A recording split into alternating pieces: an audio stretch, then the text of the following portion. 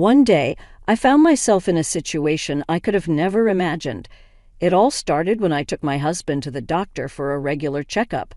What was supposed to be a routine visit turned my world upside down. Dr. Lawrence, with a grave expression, shared some shocking news about my husband. The severity in his eyes told me this was no joke. I felt a wave of panic and disbelief wash over me. My husband, who I had cared for through his illness, was now a source of fear and concern. Dr. Lawrence urged me to consider my safety, suggesting I might need to distance myself from my husband. His words left me feeling overwhelmed and scared. My name is Betty Frieden, and I'm a 50-year-old who has dedicated 10 years to working at a leading pharmaceutical company. That place has become my second home, offering comfort and a sense of belonging. Despite my age, I've continued to work full-time, earning the respect and admiration of my colleagues. Not many people my age are still working as I do, but I've never minded. My dedication to my job was partly because I remained single until 4 years ago. My manager, Gerald, and I shared a close bond, partly because we were both single. He once jokingly asked if I was ever going to get married, a comment that could have been taken the wrong way, but I knew it was all in good humor. Around that time, I was secretly seeing Richard, who would later become my husband. Richard was a bit older, previously married and divorced, and like me, wasn't interested in having children. We met through a marriage consultation service, seeking companionship for our later years. Choosing to keep our relationship private, we didn't share our plans with anyone, even as our manager made light-hearted jabs about marriage. Eventually, Richard and I tied the knot quietly, without a ceremony, simply signing the necessary paperwork at City Hall. The simplicity of the process surprised me, but I was excited for our future together. But now, faced with Dr. Lawrence's alarming advice, I was forced to reassess everything. My feelings of compassion for my sick husband were now tangled with fear and uncertainty. Dr. Lawrence's words echoed in my mind, urging me to take action for my own safety. As I stood there trying to process the situation, I realized I needed to make a decision, and fast. The life I had known and the future I had envisioned were suddenly on uncertain ground. I'm L.A., and my husband Richard works at a factory. To be honest, I earn more than he does. Richard started his job there right after finishing high school. As for me, I grew up in an orphanage and always dreamt of being independent. That's why I didn't want to quit my job at the pharmaceutical company, even after we got married. I loved my job too much. When Richard and I tied the knot, I immediately told my manager, Gerald, about it. He congratulated me, but I could tell he had mixed feelings. Maybe he felt a bit lonely because I, his buddy in singleness, got married first. I tried teasing him about it, but he brushed it off, so I let the matter drop. Despite Gerald's reaction, I was over the moon about starting a new chapter with Richard. I imagined all the wonderful things our future would hold. But reality turned out to be less shiny than my dreams. Life as newlyweds was pretty standard. Not much changed for me. I kept working, and the biggest change was probably moving to a more rural area and commuting by car instead of bus. Richard and I shared my old car because he didn't have one. About a year into our marriage, though, things started to get rocky. Richard began showing signs of depression. He seemed off, hardly eating his breakfast, getting lost in his thoughts, and even getting small things like condiments mixed up. His clothes didn't match, and he became quieter at work and at home. Although I've always appreciated Richard's quiet strength, his silence became too heavy, making it feel like I was living alone. This loneliness crept up on me as I noticed these small but significant changes in him. It dawned on me that Richard might be dealing with a mental health issue. Watching someone you care about struggle without knowing how to help is incredibly hard. I decided to take Richard to a clinic that specializes in mind and body health, where he was diagnosed with depression. I had a basic understanding of depression, but hearing the diagnosis made my world feel a bit dimmer. The doctor explained that the best way to tackle depression is to address its root cause directly. However, pinpointing the exact reason for Richard's depression was challenging. He had been working at the same factory for years without any issues, and nothing significant had changed in his job. If anything, I worried that perhaps our marriage had somehow contributed to his state. During our conversations with the doctor, I assured him that we were living a content life and couldn't identify any direct pressures at home that might have led to Richard's condition. The doctor encouraged us to return if we noticed any changes or had any insights into potential causes of his depression. Despite multiple visits to the clinic, we couldn't find the root cause of Richard's distress. Over time, his depression only deepened.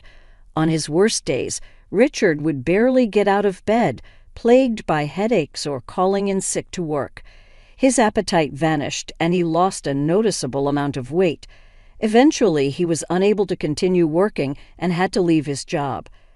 Richard felt terribly guilty for putting all the financial burden on me, but I reassured him that I was okay with working.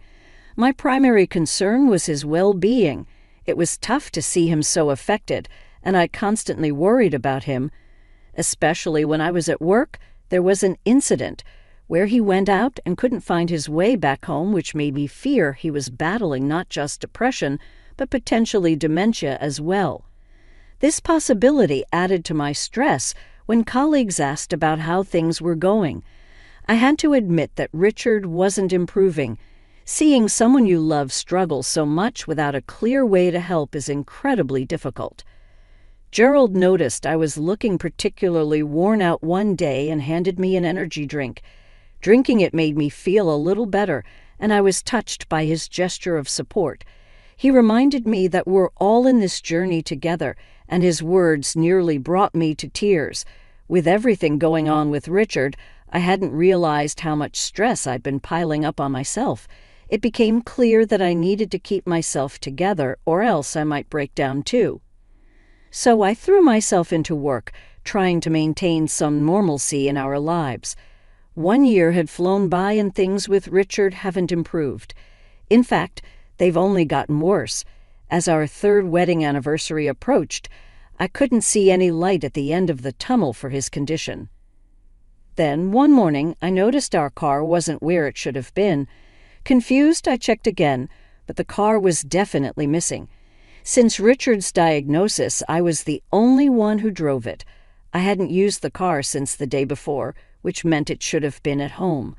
Concerned, I asked Richard if he knew anything about where the car might be. He casually mentioned he thought it was there when he got home yesterday. I remembered he had gone out for a bit while I was at work. The doctor had suggested he try walking or jogging to help him cope. If the car was there when he returned, it must have disappeared sometime during the night. With the car gone, I had no choice but to use public transport, which made me about 10 minutes late for work. I explained the situation to Gerald, who was understanding but puzzled about the car's whereabouts. He wondered if Richard might have taken it, but I dismissed the idea given Richard's condition and his aversion to driving since falling ill. It didn't make sense. Despite Richard's occasional lapses in memory and frequent mood swings, I couldn't imagine him being responsible for the missing car. The mystery of the car added yet another layer of complexity to our already challenging situation. Right after realizing the car was gone, I didn't waste any time reporting it to the police, hoping it would turn up soon. But deep down, a nagging worry haunted me that it might be gone for good. As if that wasn't enough, something else strange occurred. On the day I was supposed to get my paycheck, I went to the bank to take out some money and noticed that my personal bank account was empty. I was taken aback. We do have a shared account, which I checked next, only to find it was also at zero. This left me completely baffled. Richard and I shared the joint account, but he had no access to my personal account, nor did he know its PIN. Yet somehow, all our savings had vanished. The cold wave of shock hit me hard, and once home, I confronted Richard. I asked him if he knew anything about the missing funds from our joint account. He seemed genuinely confused and denied knowing anything about it. Considering his state of mind due to depression, I hesitated to press further, fearing it might add to his stress. Richard, with his gaze fixed on the ceiling, seemed distant, lost in one of his frequent dazes attributed to his condition. It made me wonder if he could have actually taken money. Planning to bring this issue up with the police, I was overwhelmed by the double blow of losing both our car and our savings. The financial pinch was sharp, made worse by my lack of a family safety net. Having grown up in an orphanage with no parents to turn to for help, amidst these troubles, it was suggested that we switch Richard to a larger hospital with more resources than the small community psychiatric clinic we've been using. The clinic had reached its limits in what it could do for him and recommended a general hospital for better care. They even provided a referral letter, so we decided to make our first visit to the general hospital. Taking a taxi there, the experience was new and a bit daunting for me. Throughout the journey, Richard remained quiet, lost in his own thoughts. As we arrived at the hospital, taking a deep breath, I walked into the hospital, handing over the referral letter at the reception, bracing myself for a bit of a wait. Given it was busy in General Hospital, the lobby was crowded with patients, each waiting for their turn. After around an hour, Richard was finally called in for his consultation. While he went inside, I took out a book to pass the time. But barely had Richard entered the doctor's office when a nurse approached me. "Excuse me, are you Mrs. Simmons?" she asked. I confirmed, and she mentioned the doctor wanted to see me. I was used to discussing Richard's condition, so I assumed it was a similar situation that time and followed her, albeit with a bit of anxiety. The nurse led me to a different room where I was greeted by a doctor who looked about a decade my senior, with graying hair and a kind demeanor. Before I could even settle in, I asked if this was about Richard's condition. He nodded gravely, and I prepared myself for potentially bad news. The doctor's next words took me completely by surprise, however. He urged me to distance myself from my husband, revealing that Richard had been arrested for fraud 10 years ago. My mind spun with confusion. Why was this coming up now during a routine medical visit?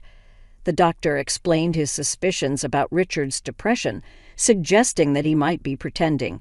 He recounted recognizing Richard from a surgery 10 years ago, where he had treated a deep cut on Richard's leg. The revelation was jarring. Here I was, thinking we were addressing Richard's mental health, only to discover his hidden past and a possible deception about his current state. This unexpected turn of events left me reeling, trying to reconcile the caring husband I knew with the person the doctor described. When the doctor mentioned recognizing a large scar on Richard's right leg, everything started to make sense.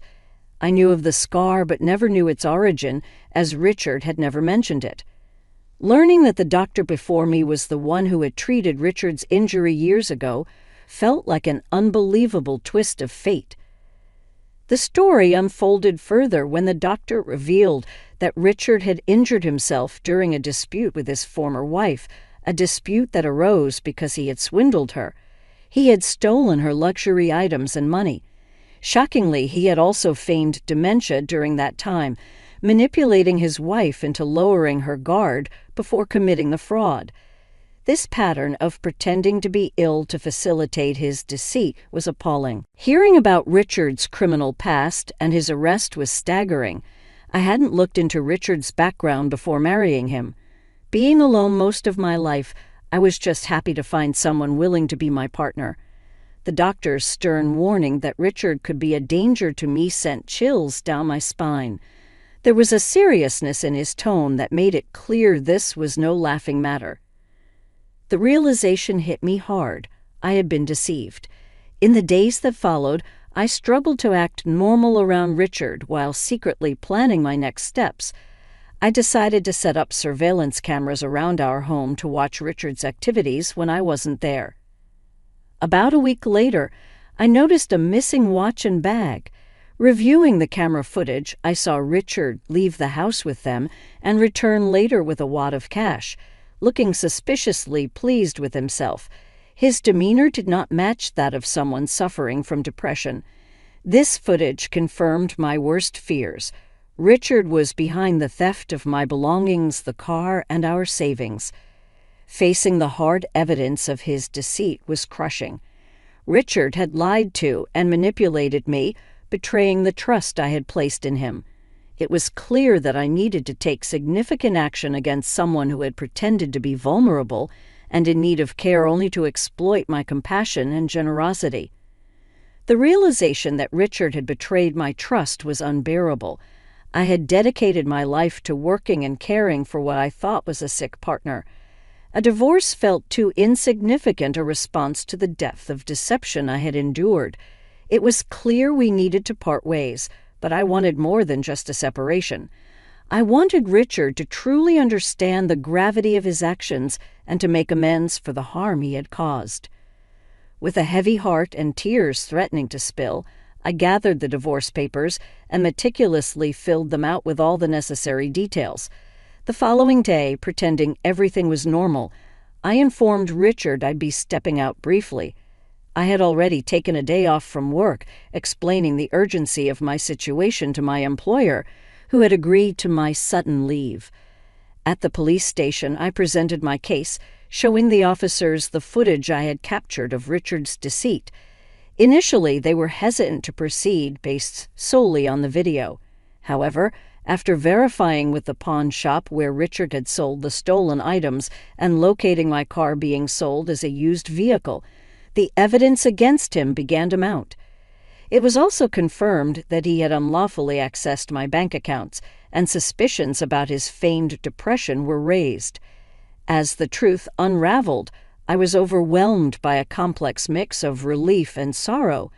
The police decided to act swiftly, given Richard's criminal history, and prepared to arrest him.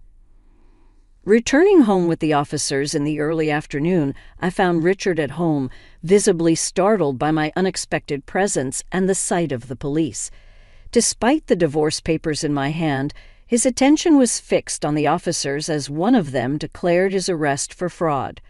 Richard protested, claiming his depression as a defense, but I knew better. The doctor from the general hospital had already shed light on the likelihood of his deceit regarding his mental health condition. In that moment, facing both the legal consequences of his actions and the end of our marriage, Richard's facade began to crumble. The decision to take this course of action was difficult, but necessary to protect myself and seek justice for the betrayal and manipulation I had endured. On my recent visit to the hospital, a doctor recognized Richard from his past actions. He shared that Richard had once feigned dementia to trick his former wife and expressed doubts about Richard's current claims of depression. Despite these serious accusations, Richard remained unshaken in front of the police, dismissively denying everything. It was as if his history of deceit had prepared him for this moment, showing no sign of guilt or remorse. Richard challenged us, demanding proof of his fraudulent actions. His boldness was baffling, especially with the police right there, ready to arrest him based on solid evidence. It was a clear indication of his habitual manipulation and his underestimation of the situation's seriousness. For 4 years he had lied to me, taking advantage of my trust to steal from me and misuse my goodwill. Yet, in a twisted turn of blame, Richard suggested it was my fault for being too trusting, insulting me further. His odd audacity was astounding. I had supported him, hoping for his recovery, only to be repaid with betrayal and scorn. In that moment, my patience vanished.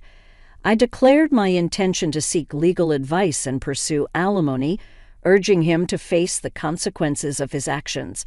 At the police station, my outburst surprised even the officers, but it seemed to shake Richard's composure finally. As the police handcuffed him, Richard's defiance crumbled. He looked defeated, his arrogance replaced with frustration as he was led away.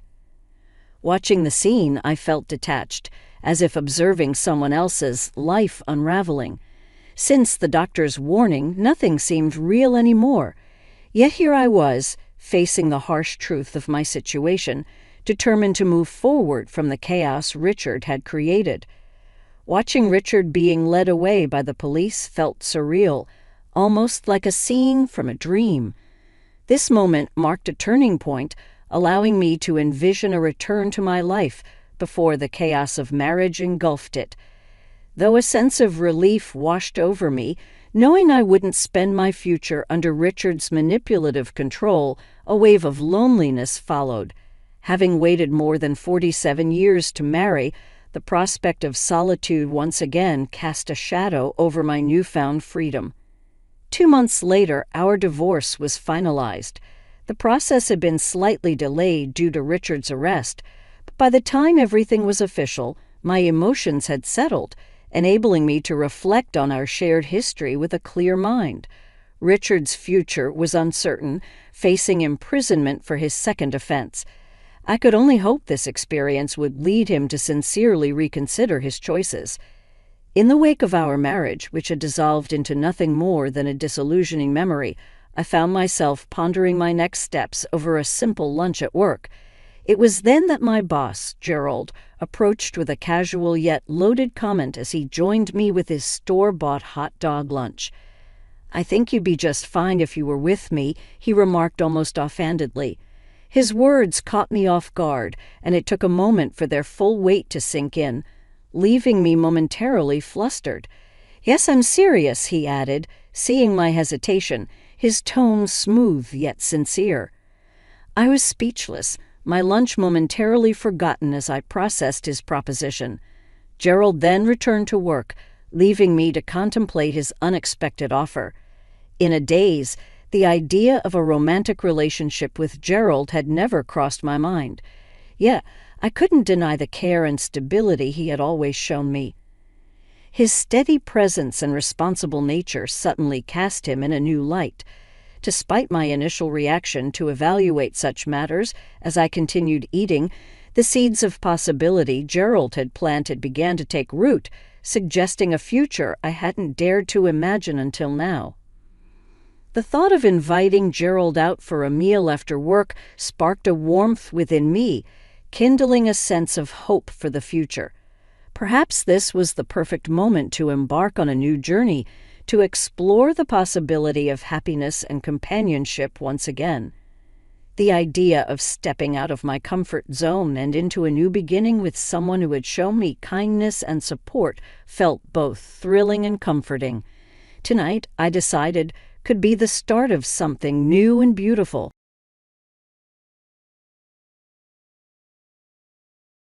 "This house belongs to my son.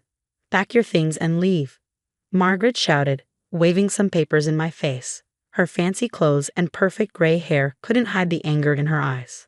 I stood in my kitchen, sipping my coffee. This was the home I had renovated over the last 5 years, and now my mother-in-law was trying to take it from me. My name is Olivia Chen, and at 34, I never thought I'd be fighting for my home against the woman who had made my marriage miserable for 8 years. "Did you hear me?" Margaret snapped. "This house belongs to James. It always has." I set my coffee down. "Interesting timing, Margaret. James is away, and suddenly you show up with these papers." She smirked. "There's nothing sudden about it. This house was bought with our family money. You have no right to stay, especially now that James has realized your marriage is over." I stayed calm. "And what exactly has James realized?" Margaret sat on my couch like she owned it. "He's meeting with divorce lawyers. He finally understands that marrying someone like you was a mistake." I almost laughed. For years, she'd looked down on me, insulting my middle-class background and my job as a restoration architect. But her words didn't hurt anymore. "I think you should check your facts, Margaret," I said, walking to my antique desk, the same one she once mocked me for buying. Margaret narrowed her eyes. "What facts? I know everything about this family's property." "Clearly you don't," I said, running my fingers along the desk. "A couple of months ago, I found some old documents from 1985, the year this house was built. Do you remember that year?" She hesitated. "That's ancient history. It doesn't matter." "It matters a lot," I said, "because the original deed wasn't in your family's name at all." Margaret shot up from the couch, her papers falling to the floor. You're lying. No, you had fake copies. The real deed says this house belonged to Eleanor Wright, your husband's first wife, the woman you told everyone had abandoned him. But in truth— Shut up. Margaret's face turned pale. You made everyone believe Eleanor left, but she didn't. She died under mysterious circumstances, and this house was meant for her son, Thomas Wright, not James. The steps in you erased from the family history. Margaret's hands trembled. Those are lies. I found Thomas, I continued. He's a history professor in Oregon now. We talked. He remembers everything. And last week, he signed an affidavit reclaiming his inheritance, including this house. I showed her an email from my lawyer. The police are reopening Eleanor's case too. Margaret's voice was barely a whisper. James will never believe you. He already knows, I said, picking up one of her fallen papers. He's not on a business trip. He's in Oregon, meeting Thomas. Turns out, he's not as loyal to you as you thought. Margaret's face crumbled. She gathered her papers with shaking hands. You've ruined everything, she hissed. This isn't over. You're right, I said, opening the front door. The police will be here tomorrow. You might want to get a lawyer. As she hurried to her car, I felt no joy, only sadness for the family she had broken. But at least now, the truth would finally come out. I picked up my coffee and looked out at the garden Eleanor had planted long ago. Her roses were blooming, their deep red petals proof that some roots run deeper than anyone realizes. My phone buzzed with a message from James. Just finished talking with Thomas. Coming home tomorrow. I'm so sorry for everything. Thank you for finding the truth. I smiled, touching the old deed in my pocket. Justice can come in unexpected ways, hidden in old furniture, and in the courage to face the past. The next morning, I sat in our living room across from Detective Sarah Mills, watching as she examined the documents I found in the secretary desk. The early morning light streamed through the windows, casting shadows across the worn papers that had changed everything. These are quite something, Detective Mills said, carefully placing the original deed back into its protective sleeve. And you found these while restoring the furniture? Yes. I nodded, remembering the moment the hidden compartment had sprung open. At first, I thought they were just old building records, but then I saw Eleanor's name and things started falling into place. The detective made another note in her pad. Mrs. Wright's death was ruled accidental at the time, a fall down the basement stairs. But there were questions that were never answered. Because Margaret made sure they weren't asked, James said quietly from beside me. He'd returned late last night, his meeting with Thomas having lasted longer than expected. The dark circles under his eyes spoke of sleepless nights and hard truths. Tell me about Thomas, Detective Mills prompted, turning to a fresh page. James ran a hand through his disheveled hair. I had no idea I had a brother. All these years, Mother told me she married my father when he was a young widower. She never mentioned Eleanor, never said anything about Thomas. His voice cracked slightly. He has her eyes, Eleanor's eyes. When I saw him yesterday, it was like seeing all the family photos Mother destroyed coming back to life. I squeezed his hand, feeling the slight tremor in his fingers. The past 24 hours had shaken his world to its core. Thomas remembers the night Eleanor died, I added, pulling out the signed statement he'd given us. He was 12, hiding at the top of the stairs. He saw Margaret and Eleanor arguing about the house. Eleanor had discovered something about Margaret's past, something that would have prevented her marriage to Thomas's father. Detective Mills leaned forward. And what was that? Margaret was still married to someone else, James said bitterly. Thomas found the proof. Marriage records that showed her first husband was very much alive when she married our father. Eleanor threatened to expose her, and then she had her accident, the detective finished, her expression grim. Why didn't Thomas come forward before? Margaret convinced everyone he'd run away, I explained. She intercepted his calls, forged letters to his father, even paid people to say they'd seen him in another state. By the time Thomas finally got back in contact, his father had died believing his son had abandoned him. The detective's phone buzzed, and she checked it quickly. The forensics team is ready to examine the basement. With your permission. James nodded numbly. As the detective left to coordinate with her team, he turned to me, his eyes haunted. How did I not see it? All these years, the way she controlled everything, everyone. She even tried to control us. She almost succeeded. I reminded him gently. Remember last year, when she almost convinced you to put the house in her name for tax purposes? He grimaced. If you hadn't insisted on having our lawyer review everything. God, Olivia, I'm so sorry. For all the times I didn't stand up to her, for letting her treat you like an outsider. Hey, I touched his cheek, making him look at me. You're standing up to her now. That's what matters. The sound of cars pulling up outside drew our attention. Through the window, we saw Margaret being escorted from a police car, her usual impeccable appearance replaced by something more frantic. Behind her, another car arrived and a tall man stepped out, his gray-streaked hair and familiar eyes unmistakable. Thomas, James whispered, standing up. He came. We met them at the front door. The two brothers, separated by 30 years of lies, faced each other in the morning light. Then Thomas stepped forward and hugged James, decades of lost time conveyed in that simple gesture. I'm sorry, Thomas said as they pulled apart. I should have tried harder to find you, to tell you the truth. You're here now, James replied, his voice rough with emotion. That's what matters. Margaret, standing between two officers, watched this reunion with visible distaste. This proves nothing, she snapped. You can't believe the words of a runaway who abandoned his family. Thomas turned to her, his expression calm but firm. I didn't run away, Margaret. You made sure I couldn't come home. But I never stopped trying to find the truth about what happened to my mother. Mrs. Anderson. Detective Mills emerged from the house, holding an evidence bag.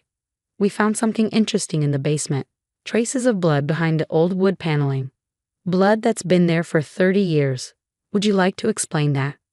Margaret's composure finally shattered completely. She was going to ruin everything, she hissed.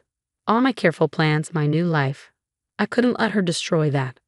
The detective nodded to the officers, who began reading Margaret her rights. As they led her to the police car, she turned back one last time, her eyes wild. James, don't let them do this. I'm your mother.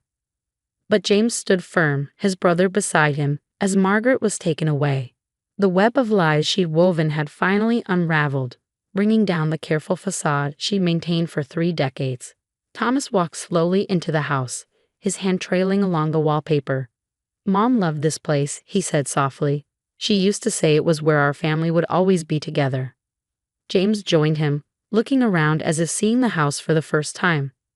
Tell me about her, please.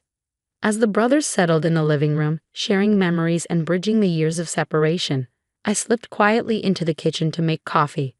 Through the window, I could see Eleanor's roses swaying in the breeze, their blooms a vibrant reminder that truth, like flowers, can emerge from the darkest places. 6 months after Margaret's arrest, I stood in Eleanor's garden, planting new roses alongside the old ones. The autumn air was crisp, carrying the scent of fallen leaves and fresh earth. So much had changed since that confrontation in our living room. Yet some things remained constant, like these roses, stubborn and beautiful, refusing to be erased. Need a hand?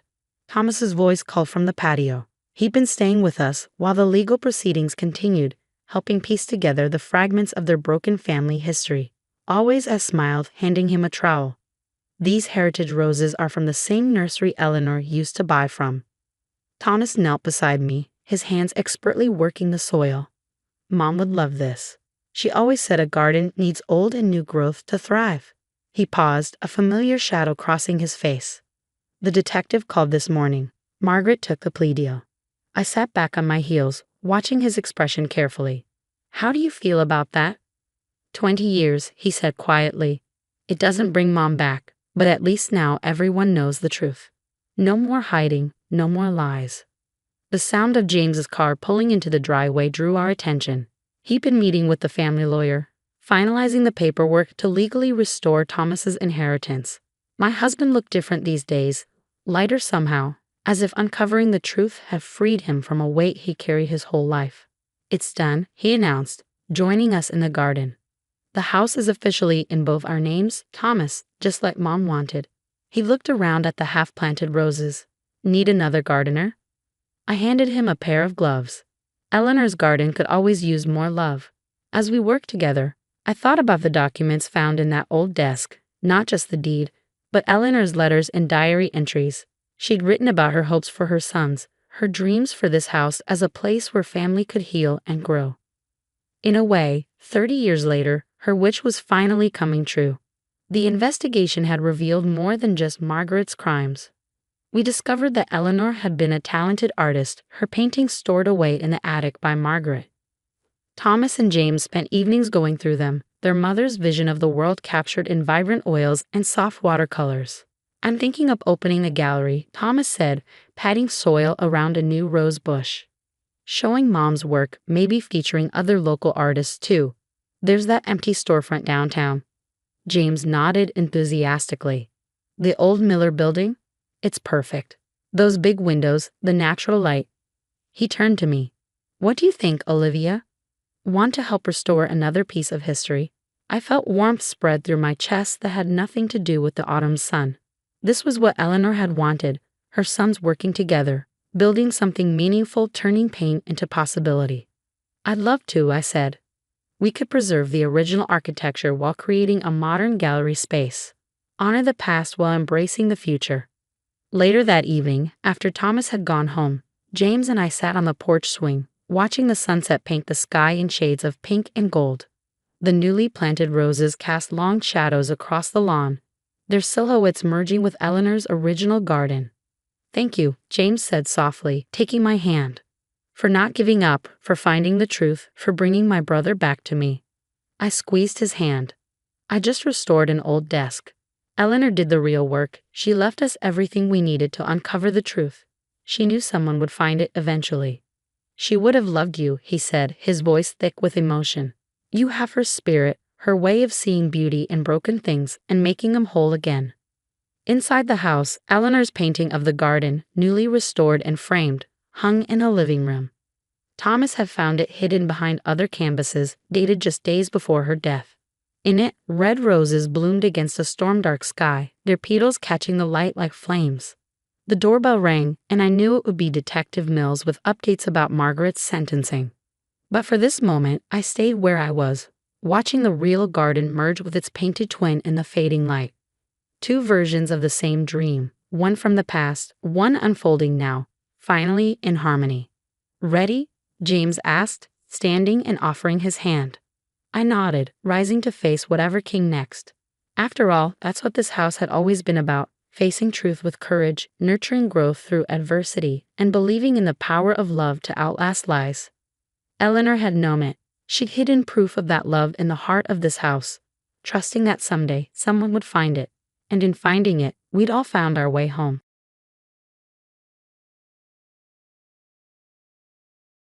"It's ruined, all ruined," my future mother-in-law, Sarah, shouted in the bridal shop.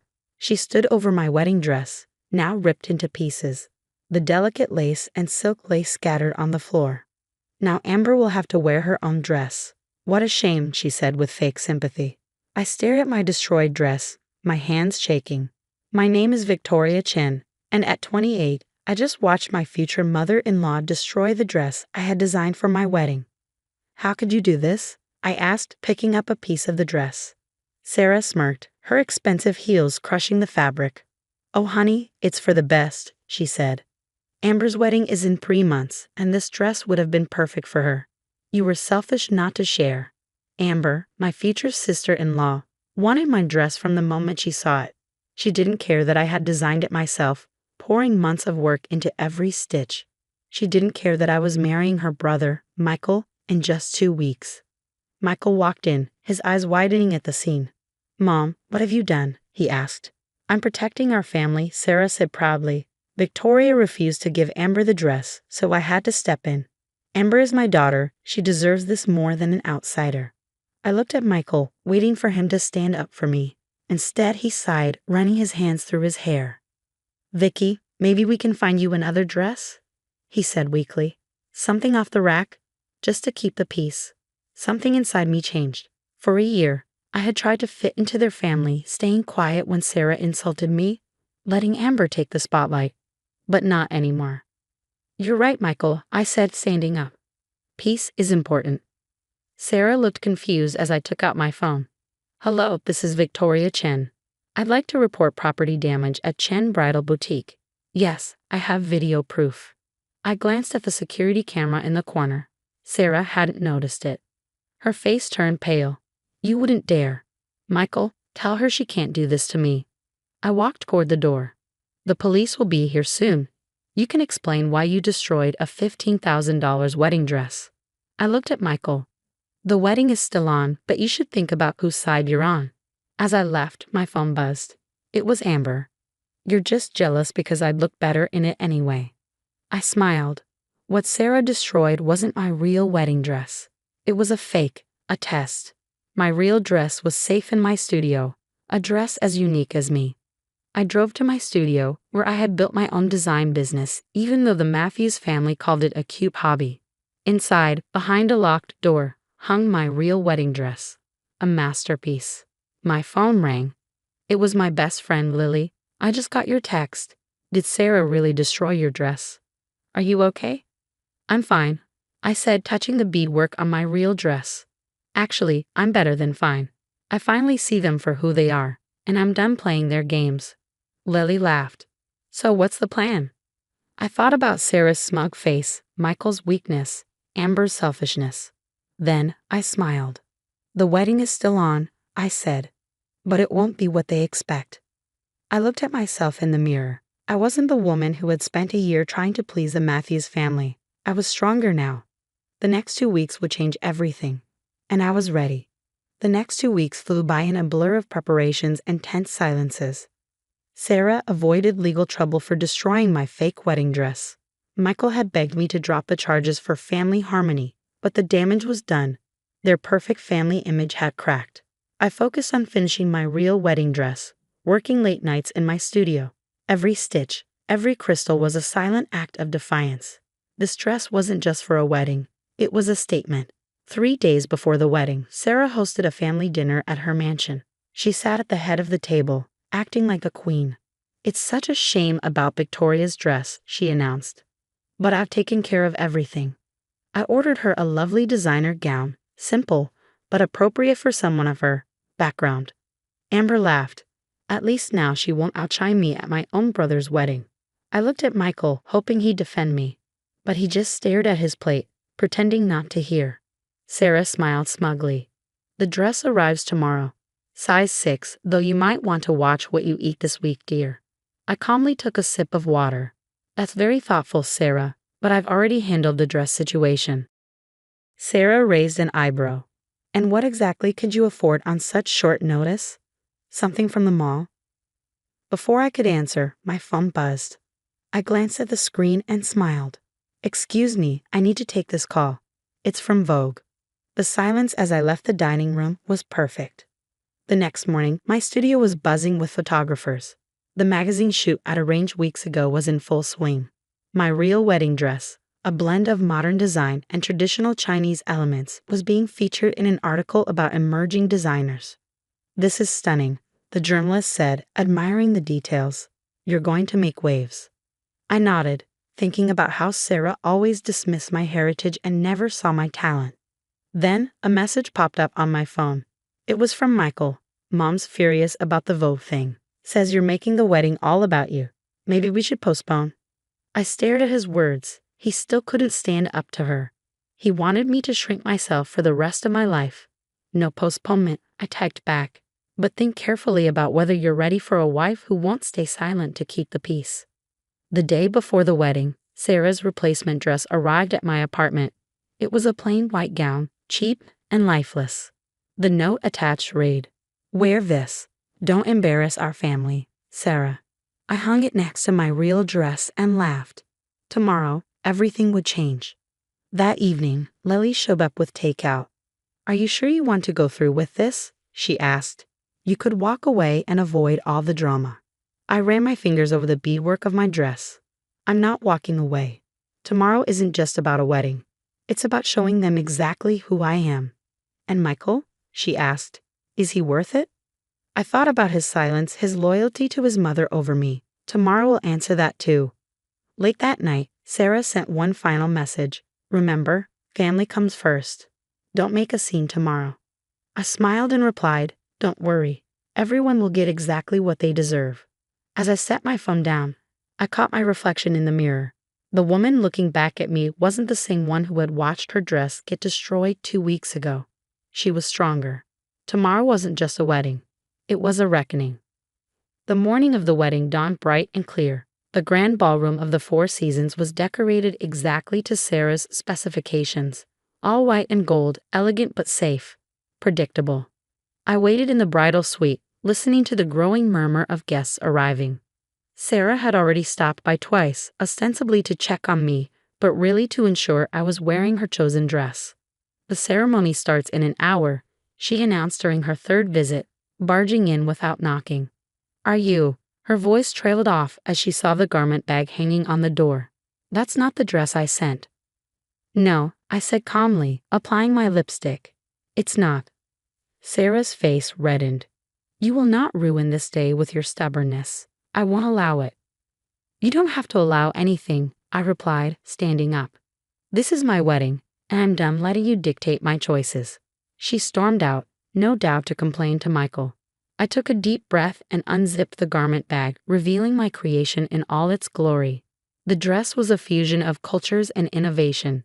Traditional Chinese red silk merged seamlessly with modern architectural elements, hand-beaded crystals catching the light like stars. It wasn't just a wedding dress. It was a statement of identity. Lily helped me into it, tears in her eyes. "You look incredible," she whispered. "They won't know what hit them." The doors to the ballroom opened and the wedding march began. I could see Sarah's face from where I stood, her smug smile frozen as she waited to see me in her choice of dress. Amber sat beside her, already practicing her sympathetic grimace. Then I stepped into view. The collective gasp was audible. Sarah's champagne glass slipped from her fingers, shattering on the marble floor. Amber's mouth hung open, all pretense of superiority forgotten. But I wasn't watching them. I was watching Michael, standing at the altar, seeing the exact moment he realized what was at stake. His eyes widened, taking in the dress, the confidence, the woman I'd become. I walked down the aisle slowly, head held high. The photographers Sarah had hired were clicking frantically, capturing every moment. What she didn't know was that they were also shooting for my Vogue feature. When I reached the altar, Michael whispered, "You look amazing." "But my mother." I cut him off quietly. "Your mother doesn't control me anymore." "The question is, does she still control you?" The officiant began the ceremony, but before Michael could say his vows, Sarah stood up. "This is unacceptable," she announced to the assembled guests. "This isn't what we planned." "No," I agreed, turning to face her. "It's better. This is who I am, a designer, a businesswoman, and someone who won't be diminished to make others comfortable." I looked at Michael. "So what's it going to be? Are you ready to stand with me, or are you going to let your mother decide this too?" The silence that followed felt eternal. Then Michael stepped back, his face apologetic. "I can't. I'm sorry." I nodded, having expected this moment. "I know," I said softly, then louder, to our guests. "Thank you all for coming. While there won't be a wedding today, please stay and enjoy the reception. Consider it the launch party for my new bridal collection." As chaos erupted around us, I walked back down the aisle, this time alone but stronger than ever. Behind me, I could hear Sarah's indignant shrieks, Amber's dramatic sobs, and the excited murmur of guests who knew they were witnessing something extraordinary. The next day, my phone was flooded with messages about the Vogue article. My design was being hailed as revolutionary, orders were pouring in, and several major retailers wanted to discuss partnerships. Sarah's carefully planned society wedding had become my stepping stone to success, and my ruined decoy dress had led to something far more valuable, my freedom. 6 months later, I opened my flagship store. The display window featured 2 dresses, the shredded remains of the decoy, artfully arranged, and beside it my red wedding dress, a symbol of resilience and authenticity. Above them hung a sign that read, "Sometimes destruction leads to creation. Victoria Chen Bridal." I never did send Sarah a thank you note for destroying that first dress. But I did send her a copy of Vogue, with my story splashed across its pages. After all, she'd always said family should share everything.